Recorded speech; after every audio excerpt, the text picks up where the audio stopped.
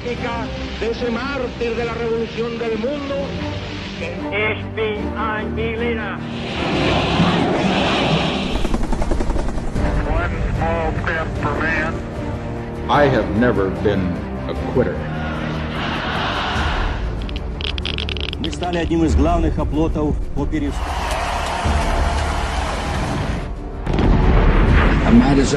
Серьезные основания полагать. Yes, we can.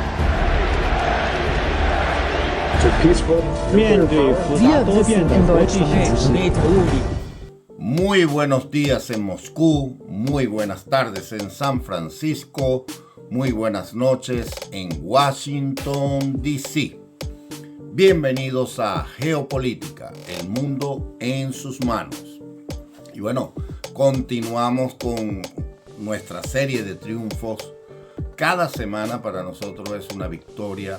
Cada semana que volvemos a hacer este contenido y que el canal sigue recibiendo contenido, para nosotros es una victoria. Estamos haciendo lo que decía Gandhi: todo lo que haga será insignificante, pero hay que hacerlo. Y pues eso es lo que estamos tratando. Eso es lo que estamos haciendo acá en Geopolítica y en Washington TV. Washington TV es un canal que pretende llevar a ustedes todo lo que es la política, tanto nacional como internacional y regional. Por lo menos el programa Gerencia y Política, o Política y Gerencia, perdón, es un programa que ve lo que es la región de Sudamérica y Venezuela en particular. Próximamente vamos a buscar a alguien en Europa y vamos así a tener diferentes anclas en los diferentes temas que hemos ido abarcando. Nuestra intención es solamente entretenerlo, informarlo y en la medida de lo posible educarlo. También nosotros nos educamos con usted, con sus comentarios. Por eso los invitamos a suscribirse, denle me gusta, denle tic a la pantalla. Recuerden que nosotros vivimos es de su opinión, vivimos del me gusta que usted le da a la pantalla y vivimos de las suscripciones. Nosotros no estamos monetizando todavía, no tenemos las 4.000 horas correspondientes para poder monetizar el canal, pero próximamente vamos a llegar a esas 4.000 horas. Estamos trabajando fuertemente, ya estamos haciendo las transmisiones en vivo para poder alcanzar esas 4.000 horas y para poder brindar a usted un contenido continuamente, permanentemente, que si usted está en su casa, en su carro, usted pueda acceder a nuestros programas, distintos programas. Recuerden que ya tenemos Geopolítica, tenemos Platicando con, tenemos Política y Gerencia, tenemos Compás Financiero, tenemos Guayanidad y bueno, próximamente comenzará El Caldero con Omar y también comenzará otro programa que es sorpresa. Y estamos preparando pues todo esto con mucho entusiasmo. Este proyecto queremos que es un proyecto que comenzó de pequeñito, sigue pequeñito, pero nuestra ambición es grande. Nosotros queremos llegar a ser un canal grande y sobre todo un canal de referencia en lo que es la política. Ya ahora tenemos nuestro convenio con la Mackenzie University. Próximamente vamos a anunciar nuestros cursos acá en Washington, certificados por la Universidad Mackenzie University. Es una universidad certificada en los Estados Unidos, con sede en Florida, y pues vamos a impartir cursos de lo que es geopolítica, cursos financieros, cursos, todo lo que tenga que ver con el ámbito de la sociedad y sobre todo con el ámbito político, ya que nos encontramos en el centro político del mundo, Washington, D.C. Bueno, hoy vamos a hablar del libro, el libro de hoy, que es bien importante. Tenía un comentario antes, ¿no? Sí, tenemos una noticia o una información, pues, porque es una información que se coló hacia uno de los diarios, que el FBI ya abrió investigaciones y el FBI está trabajando en conjunto con ICE y con UCI para detectar aquellas personas procedentes de Venezuela que vinieron a los Estados Unidos con capitales mal habidos.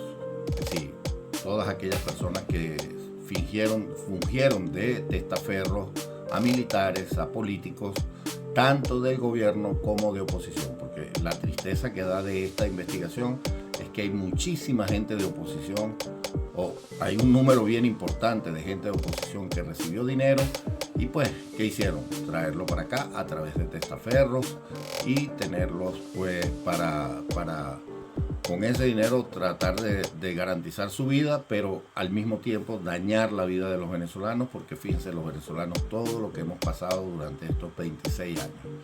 Y esto tiene un responsable, por supuesto que sí, desde el presidente Chávez al presidente Maduro, pero también tiene sus responsables dentro de la oposición, como Enrique Capriles, como Manuel Rosales, como el mismo Arias Cárdenas, que siempre fue un candidato que yo desde que salió pensé, esto es una estrategia entre Chávez y Cárdenas para ellos poseer la oposición y así poder controlar todo el país. Y efectivamente el tiempo me dio la razón, como estratega que soy, fue lo que me imaginé. En ese tiempo tenía mucho menos experiencia, pero pues eso fue lo que hicieron. Luego, como no tenían más gente dentro de su fila para sacarlas y sin que se diera cuenta la sociedad, compraron los siguientes candidatos, pues.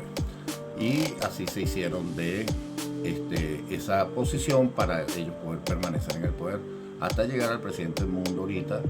Y el presidente del mundo, pues sus lazos con la Mesa de la Unidad son lazos que preocupan. El presidente del mundo está a tiempo de convertirse en el libertador de Venezuela, porque él ganó unas elecciones ciertamente. Esas elecciones, pues yo siempre digo, si usted ponía, eran de María Corina, esos votos eran de María Corina y de la situación del momento en el país. Yo no voy a ser mezquino, María Corina por supuesto que tiene el liderazgo de eso, porque tiene los méritos, si arriesgó su vida, si hizo campaña y pues hizo un montón de cosas que muchos hombres no fueron capaces de hacer. Bueno, llegamos al libro de la semana. El libro de la semana tenemos La evasión del campo 14. Este libro es un libro que es bien interesante, ¿no? Porque les muestro a ustedes, recuerden que acá estamos en contra del comunismo. Eso no es un secreto para nadie, ¿verdad que no? Porque nosotros estamos en contra del comunismo en todas sus expresiones, en todas sus formas. En este libro el autor nació en el campo 14, uno de los cinco centros de reclusión para presos políticos situado en la montaña de Corea del Norte, a 90 kilómetros del norte de Pingyao. Este campo de trabajo es un distrito de control absoluto, una prisión sin salida, donde la única sentencia es cadena perpetua. Imagínense, ahí no hay que si 5 años, que si 2 años, es decir, la cadena perpetua. Si usted va al campo 14, es porque usted fue sentenciado a cadena perpetua. Evasión del campo 14 es el testimonio de Chin, clave en la Comisión de Investigación de la ONU, que concluyó que Corea del Norte ha cometido crímenes contra la humanidad. Bueno, es extraño, ¿no? Que la misma ONU, pues no es que no lo podían tapar. Recuerden que nosotros estamos en una campaña y no es contra nadie, es una campaña a la desidia, es una campaña a la hipocresía, a la burla, porque eso es la ONU. La ONU es hipocresía, la OEA es hipocresía. ¿Por qué? Porque ellos hacen que están trabajando y cuando vemos por detrás son la misma gente que se pagan y se dan el vuelto. Y así han trabajado durante muchos años. Yo siempre lo digo, el único secretario general que se la jugó y después lo calmaron fue el secretario Almagro. Por eso seguimos con nuestra propuesta, la propuesta de formar la Organización de Estados Americanos Conservadores. Igual hay que ir pensando en la sustitución de la ONU. Recuerden que después de la Primera Guerra Mundial, lo primero que se hizo fue acabar con la Liga de Naciones, que era lo que es hoy la ONU. ¿Por qué? Porque su función era mantener la paz y no fue capaz de mantener la paz y por eso se desmoronó ella misma, porque no pudo hacer para lo que fue creada. La ONU yo creo que ya tiene bastantes fracasos encima y el mundo debe pensar en rehacer hacer una estructura que sea más neutral, una estructura que no sea poseída por la izquierda en todo su ámbito. Recuerden que la ONU Cuando usted revisa, bueno, su presidente fue miembro del Partido Socialista, fue presidente del International Socialista, fue vicepresidente. Entonces, cuando usted revisa los currículos, uno se alarma. Y uno dice, bueno, pero es que nos ven cara de pendejo. Pareciera que sí, pareciera que estos organismos internacionales nos ven cara de pendejo a todos los ciudadanos del mundo porque tratan siempre de burlarse de nosotros.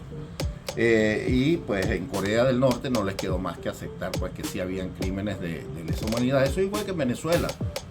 A Netanyahu le tiraron la orden de captura en 3 días, Karim Khan. Y con Venezuela tienen más de 1000 casos y el hombre todavía está pensando, es decir, está viéndonos la cara de pendejo y no hace nada. Hasta que el pueblo se caliente y pues yo creo que deberían los que viven cerca de allá, de donde está la sede de la Corte Penal Internacional, deberían pues ya comenzar a pensar en hacer algunas protestas para hacer que ese hombre se mueva, que haga algo, porque ese señor lo que hace es cobrar, más nada, no hace más nada, cobra 2 veces, cobra como fiscal general de la Corte Penal Internacional y cobra su cuñada como abogada del dictador Maduro. Bueno, señores, vamos a geopolítica.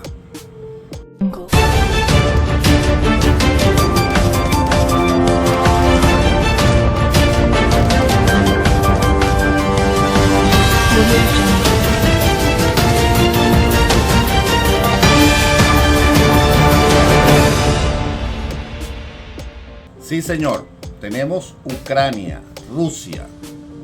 Por fin se llega a un acuerdo entre Estados Unidos y Rusia. Recuerden que estas reuniones se han manejado en el Medio Oriente en forma separada para poder tratar de llegar a un acuerdo.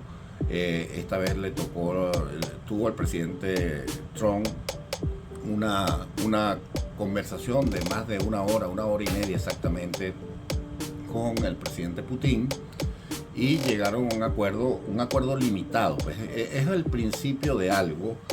Suena interesante, a pesar de que después lo que avancemos en el programa nos vamos a dar cuenta que el mundo está muy lejos de la paz. Yo creo que el mundo se encuentra más cerca de la guerra que de la paz.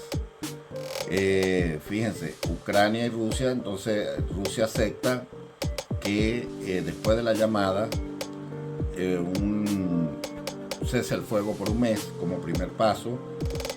Una de las cosas que queda en ese acuerdo es Crimea y los territorios circundantes a Crimea.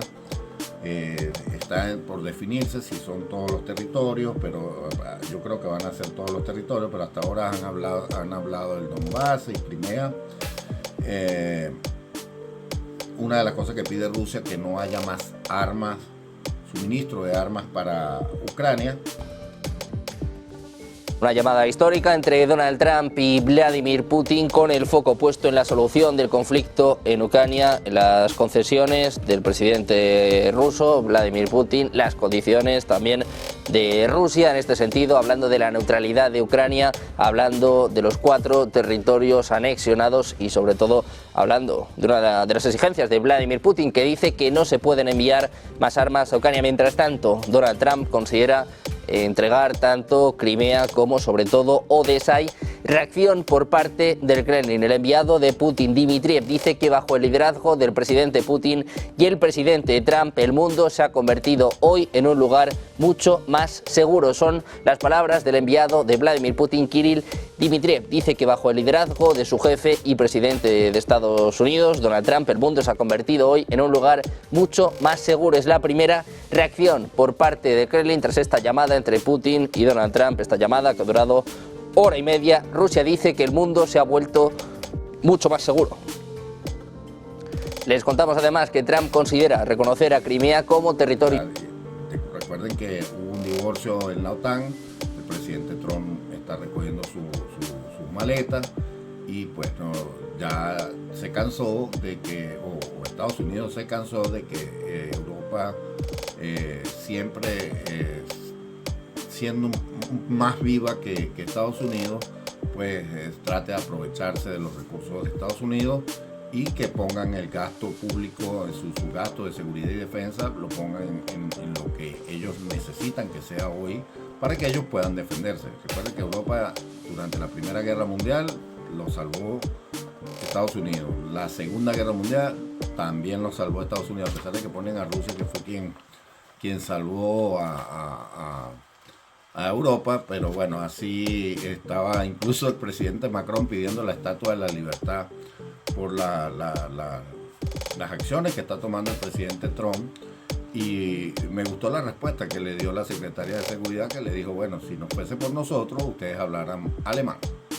Y eso lo había escuchado yo antes, en otro momento, porque es algo que se maneja en geopolítica. Es decir, tanto Francia hablara alemán, como en Etiopía se hablara italiano, o en muchas partes de África, o Suiza, también en una parte de Suiza se hablara italiano, porque pues los que hubiesen vencido son el grupo, y Japón, bueno, hablaría japonés casi todo el Pacífico, y incluyendo una parte de China. Entonces eso es lo que realmente se evitó, bueno, no el que hablaran, sino el que fuesen sometidos por estos tiranos de ese momento. La posición de Putin es clara, es una posición que es inamovible, y más cuando él sabe ahorita que si pues Ucrania no acepta las condiciones, él va a tomar más territorio. Eso es lo que va a hacer Rusia, va a tomar más territorio, y hasta que él pueda llegar al punto, así como lo dijimos en nuestro programa pasado, de que Ucrania pueda perder más territorio o todo su territorio, pueda ser conquistada. De todas maneras, hubo un acuerdo también Reino Unido para mandar tropas a Ucrania. Se está hablando una solicitud de que se enviaran 1.000 hombres por país de la comunidad de la Unión Europea, para que se asistiera ya pues a todo lo que es la reconstrucción de Ucrania. Bueno, ahora viene el otro negocio. Recuerden que la guerra es un negocio, porque en la guerra, bueno, venden armas, venden suministros, venden todo. Pero ahora viene el otro negocio. El otro negocio es la reconstrucción. Sí, tienen que reconstruir toda la infraestructura de Ucrania, y eso lo van a hacer compañías, pues. Entonces, por eso que yo digo siempre, la guerra es un negocio que llega cuando los países tienen un nivel de deuda demasiado alto. Estaba leyendo que uno de los países que tiene menos deuda es Alemania, que se puede endeudar más. De hecho, Alemania está aumentando su gasto en armamento, y está pues con una política diferente a su anterior canciller. Él está pidiendo pues que Alemania comience y Alemania, recuerda que Alemania tiene un menor gasto y puede aumentar su gasto considerablemente. Creo que son pues algo como 62 billones de dólares, pero tiene una capacidad de endeudamiento muy grande por su bajo nivel de endeudamiento actual. Voy a pedirle a nuestro compañero Ricardo Urruchaga, quien reside en Alemania, que nos haga un breve análisis de esa situación. ¿Hasta cuándo Alemania podría fabricar? Porque recuerden que Alemania no solo tiene el gasto, sino que tiene la tecnología para poder aumentar el gasto y convertir ese gasto en armas. Recuerden que Alemania siempre fue uno de los punteros, uno de los primeros en tecnología en casi toda la historia, tanto en la Primera Guerra Mundial como en la Segunda Guerra Mundial, que a pesar de que después de la Primera Guerra Mundial se les prohibió fabricar armamento. Tenemos aquí que Australia, Reino Unido y Estados Unidos tienen un acuerdo que es para tratar de frenar las intenciones de China con respecto a Taiwán y a crear una presencia. Pues este grupo siempre está creando actividades para poder mostrar a China que esa área también es dominada por los Estados Unidos. Bueno, vamos a el caso Venezuela. El caso Venezuela, en Venezuela también hay tambores de guerra. El dictador Maduro hizo un amedrentamiento a unas de las instalaciones de ExxonMobil en el mar que es considerado por nosotros los venezolanos como parte del mar del Esequibo y pues sería mar territorial venezolano, y por Guyana pues es considerado igual por ellos porque es parte de su mar. La verdad es que este territorio no debería ser explotado por ninguna de las dos naciones porque eso es una zona que está en reclamación y pues la zona continúa en reclamación y nadie podría estar explotando esa zona. Yo creo que ahí debería haber un convenio mutuo entre Venezuela y Guyana, pero Guyana definitivamente desconoce la propiedad de Venezuela de estas tierras, a pesar de que Venezuela tiene toda la documentación necesaria para mostrar que esas tierras, cuando era la capitanía de Venezuela, se marcó, se delimitó hasta el río de Esequibo. Recuerden que Inglaterra tenía aspiraciones de tener lo que es la desembocadura del Orinoco. Incluso hubo mapas donde ellos lo colocaron como parte de su propiedad. Ellos tenían Trinidad era de España, pero lo compraron los ingleses y sus intenciones eran poseer pues toda esta zona. Pero aquí hay algo bien interesante, ¿no? Yo voy a pasarles un video para que vean lo de la incursión, vean la respuesta que le dio Estados Unidos a Venezuela. Le dijo a Venezuela que si continuaba con estas acciones, Estados Unidos estaba lista para defender a Guyana y estar del lado de Guyana con respecto a esto. Vean el video.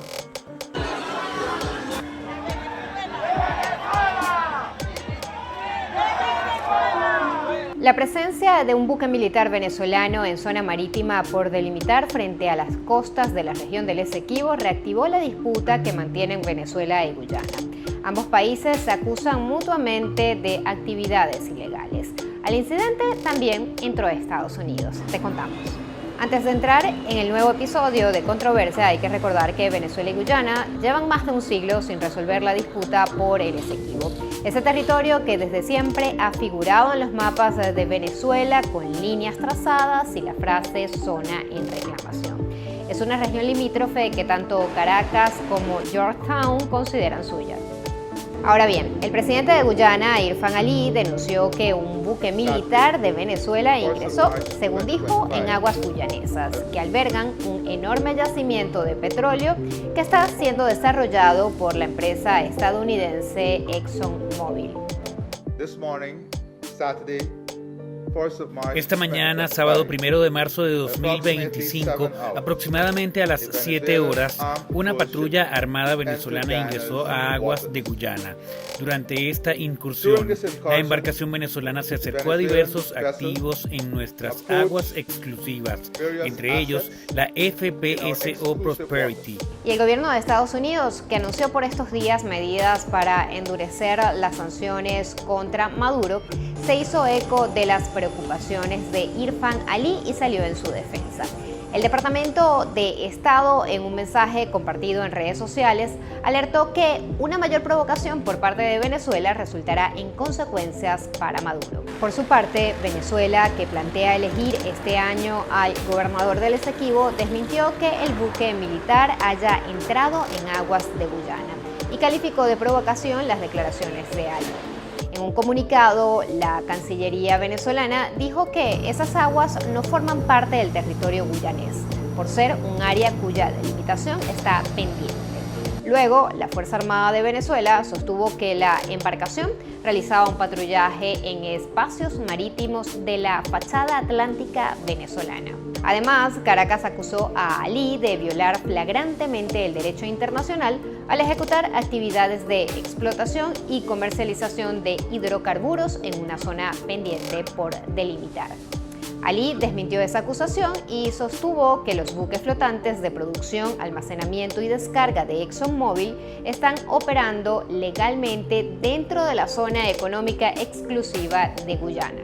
De cualquier forma, la centenaria disputa entre ambos países está actualmente en manos de la Corte Internacional de Justicia en La Haya, una instancia que Venezuela aceptó a regañadientes. Y es donde quiero mostrarles, y es parte de lo que va a ser el título de este programa, que el dictador Maduro está jugando con candela. Y está jugando con candela, ¿por qué? Porque él, si va a la guerra con Guyana, él lo va a hacer es porque tenga mucha inestabilidad interna. Y eso es una forma de los dictadores de sostenerse en el poder, es decir, creando algo superior, algo nacional, para tratar de llamar a todo el mundo a trabajar por eso. Entonces por eso es que él tiene listo ese escenario de una posible guerra con Guyana. Pero ese juego, y aquí es donde quiero ser responsable como internacionalista, lo digo, en todos mis análisis me dice que si Maduro entra en un conflicto con Guyana, van a pasar dos cosas. Una, que esa va a ser el fin de Maduro. Definitivamente ese va a ser el fin de Maduro y del chavismo como tal. Lo otro es que, sí, eso como punto uno, pero dentro de ese punto uno me preocupa es que quién va a ir a la guerra. Recuerden que la recluta, van a activar la recluta obligatoria y ahí van a mandar seguramente, como hacen todos los países, a la gente que ellos no quieren tener dentro del país. Me imagino que mandarán gente de oposición porque los van a poner como carne de cañón. Entonces, señores venezolanos, están jugando, ese régimen está jugando con candela, está tratando de crear una situación de inestabilidad en el continente para ellos poder continuar en el poder. Como punto uno les digo, eso sería el fin de Maduro. Como punto dos, y responsablemente les digo que eso podría causar la pérdida de territorio venezolano.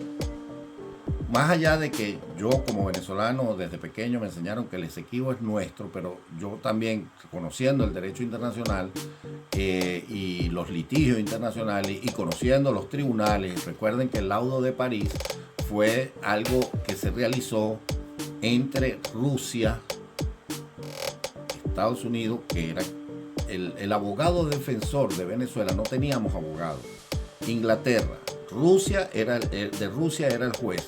Y Estados Unidos fue quien nos defendió en ese acuerdo. Pero Estados Unidos defiende a Guyana. Entonces Estados Unidos, pues, en ese momento aceptó el laudo de París. Pero lo interesante de esto es que ellos hicieron un juicio sin la presencia de venezolanos. Y ahí decidieron pues lo que quisieron decidir. Ese juicio para mí estuvo viciado desde el principio. Es un juicio nulo de toda nulidad. ¿Por qué? Porque bueno, la parte en litigio, una de las partes en litigio no estaba presente. Hasta luego que se hace el convenio de Ginebra, se logra esto y se desconoce el laudo de París. Pero en la respuesta que dio Estados Unidos, fíjense, esto es bien interesante. En la respuesta de Estados Unidos le dijo al dictador Maduro: usted tiene que someterse al laudo de París. Ni siquiera mencionó el convenio de Ginebra. ¿Qué quiere decir esto? Que pues que ellos no reconocen que el Esequibo es propiedad de Venezuela. Entonces, mi llamado es un llamado de atención, señores. Podemos perder, y esto lo sé por historia, porque me gusta la historia, lo leo. Yo no conozco ninguna guerra, o hay pocas guerras donde los países no pierden territorio. Pero aquí, si fuésemos a una guerra donde va a participar la OTAN y va a participar Estados Unidos e Inglaterra, que Inglaterra siempre le ha tenido ganas a la desembocadura del Orinoco y le ha tenido ganas al Estado Bolívar, pues nosotros pudiéramos estar en la presencia de la pérdida del Delta Macuro, el Estado Bolívar, y podríamos perder hasta más allá. Entonces, señores, hay que ser bien responsables. Yo no estoy diciendo que no hay que luchar la posesión del Esequibo. La posesión del Esequibo nunca lo hemos tenido. Sí, nunca hemos sido dueños de la cosa, nunca la hemos administrado. De hecho, la vez que estuvimos más cerca de tener el Esequibo fue cuando en 1966, creo que estaba Raúl Leoni como presidente, se hizo la revolución de los Tupamanis en Guyana, y en ese momento hubo la propuesta de hacer un referéndum, pero que Venezuela no acompañó después porque dejó solo a esa gente allá. Incluso Venezuela participó en el levantamiento que hubo en Guyana, pero después quedaron solos, no sé qué pasó, qué acuerdo hubo. Y en ese momento, si se hacía un referéndum en el Esequibo, ese referéndum lo iban a ganar, ellos iban a querer convertirse en venezolanos. Esa era la verdad. Pero esa oportunidad la perdimos. pudiera crearse nuevamente una oportunidad así, pero para eso Venezuela tendría que ser mejor que Guyana. Venezuela tendría que tener una economía mejor que Guyana. Yo no creo que exista un guyanés que quiera vivir como viven los venezolanos, sin luz, sin comida, con delincuencia, con un gobierno dictatorial. Porque recuerden que lo que hace que un país quiera, o sus ciudadanos quieran pertenecer a otro país, es básicamente la economía. Bueno, aquí salió ya el estado de Alberta, el gobernador de Alberta ya está diciendo que le gustaría convertirse en un estado de los Estados Unidos. Y eso está creando un movimiento interno dentro de Canadá. Entonces, señores, yo quiero ser responsable. Nosotros estamos al frente de un posible conflicto en Venezuela, un conflicto que no va a ser con Guyana, es un conflicto que va a ser contra Estados Unidos, es un conflicto que va a ser contra Inglaterra y contra toda la OTAN, incluyendo Colombia, porque Colombia no es miembro de la OTAN, pero es asociado de la OTAN. Entonces, podríamos estar en presencia de la posibilidad de pérdida del territorio.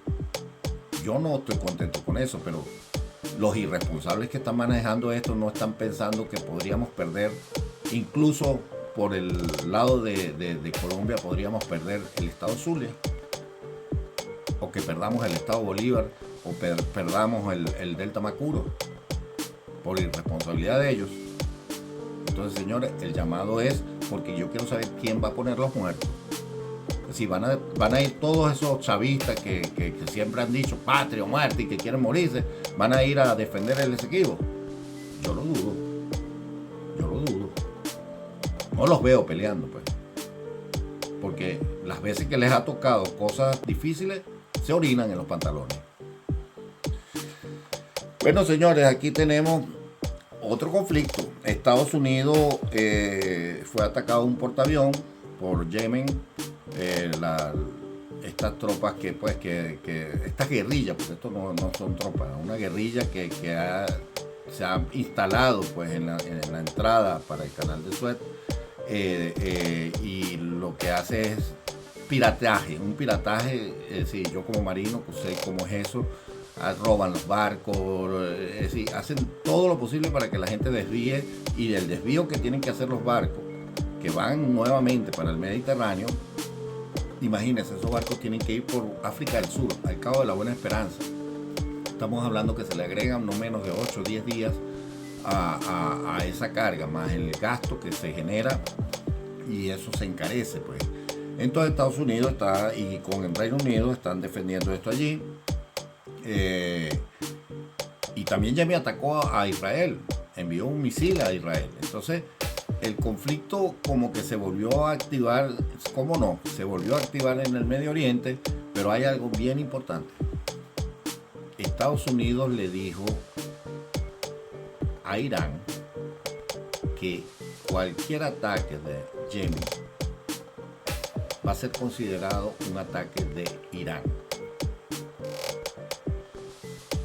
Entonces, es bien importante esto. ¿Por qué es bien importante? Porque Irán es aliado del régimen de Venezuela.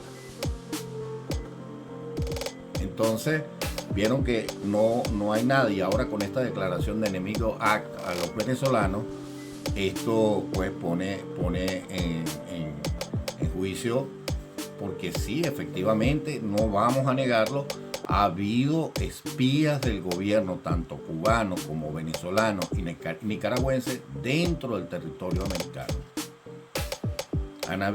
Personas que trabajaron con el gobierno de Chávez, personas que trabajaron con el gobierno de Maduro, que fueron ministros, tienen testaferros aquí. Y es por eso que yo estoy de acuerdo con la investigación general que se va a hacer de todos los recursos de todos los venezolanos. Yo pongo todas mis finanzas a la orden. Para que sean revisadas. ¿Por qué? Porque yo estoy seguro que yo no vine aquí ni a hacer daño, yo no vine a hacer espionaje, yo vine aquí a trabajar, y vine en contra de mi voluntad. ¿Por qué? Porque fui expulsado de un país donde no había comida, donde no había salud, medicina, y donde no había nada para poder sustentarse en la vida. Es decir, los principios fundamentales para garantizar la vida, como son la garantía a la alimentación, el acceso a la alimentación por medio de mi trabajo, no era posible porque no había comida en los supermercados. Entonces, señores, este conflicto está pegado, Venezuela, Irán, y va con todo esto. Por segunda noche consecutiva, aviones de combate estadounidenses despegaron de un portaaviones para atacar objetivos en Yemen. Sin dar muchos detalles, el Comando Central estadounidense declaró que Washington estaba continuando las operaciones contra los terroristas hutíes respaldados por Irán. Más de 50 personas, entre ellas 5 niños, murieron en los bombardeos, según los rebeldes yemeníes, que afirmaron este lunes que habían llevado a cabo un segundo ataque en respuesta contra el portaaviones estadounidense USS Harry Truman y los buques de guerra que lo acompañaban en el norte del Mar Rojo. Las Fuerzas Armadas yemeníes atacaron por segunda vez en 24 horas el portaaviones estadounidense USS Harry Truman en el norte del Mar Rojo, con numerosos misiles balísticos y de crucero, así como drones, en un enfrentamiento que duró varias horas. El sábado, el presidente Donald Trump apareció en su residencia privada de Florida supervisando las operaciones militares. Poco antes había prometido el infierno a los terroristas hutíes y pidió a Irán que dejara de apoyar a estos rebeldes que han intensificado los ataques a la navegación frente a las costas de Yemen desde el inicio de la guerra entre Israel y Hamas en la Franja de Gaza.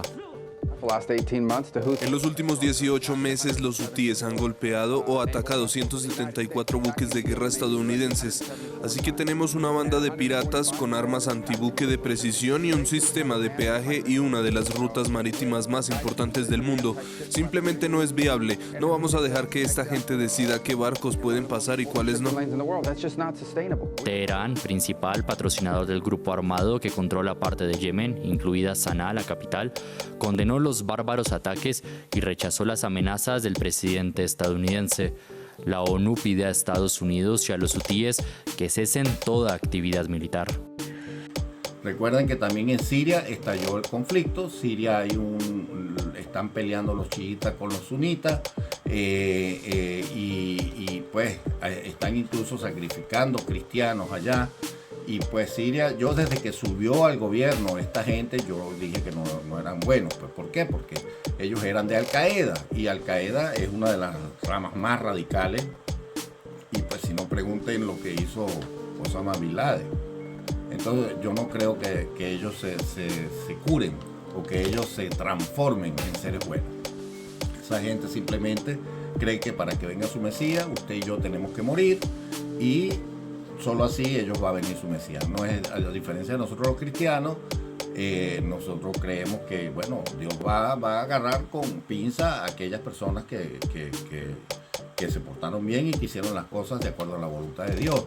Los judíos no creen que haya llegado su Mesías, pero ellos tampoco andan pidiendo que muera todo el mundo para que su Mesías llegue. Entonces es bien interesante que estas tres religiones abrámicas haya surgido esta religión musulmana que hasta entre ellos mismos no se quieren. Si no, no tendrían, tienen tres ramas dentro de ellos mismos: sunitas, chiitas, jaraquí, creo que son los que están en Omán. Y dentro de los sunitas hay varias ramas. Dentro de los chiitas hay varias ramas. Pero lo que sí les puedo decir es que los chiitas, que vienen no del mundo árabe, sino del mundo persa, ellos son los más radicales. Ellos, incluso la yihad, es lo que ellos llaman, la guerra santa.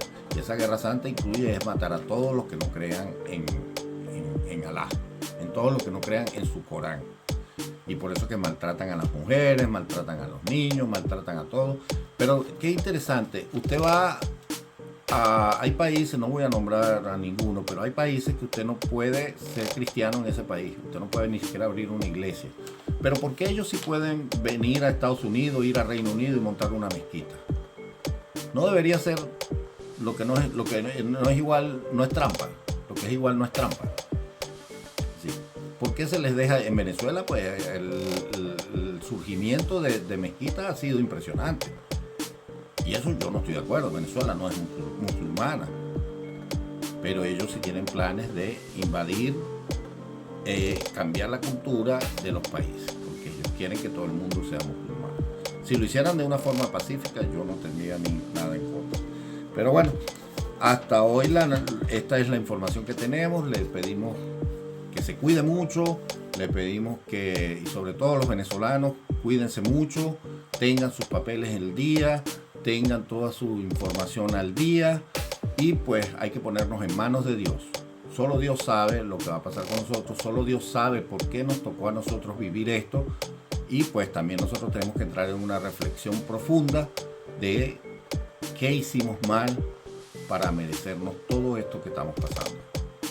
Sí, algo hicimos, algo Dios está tratando de mostrarnos y tenemos que ser inteligentes, tenemos que ser obedientes, tenemos que ver qué fue lo que hicimos mal. Muchísimas gracias. Trágica de ese mártir de la revolución del mundo.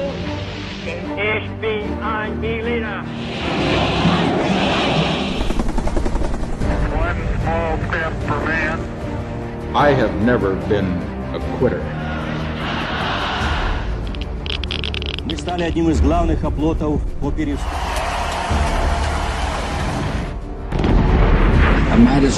Серьезные основания полагать, Yes, we can. Wir wissen in Deutschland lädt Ruhig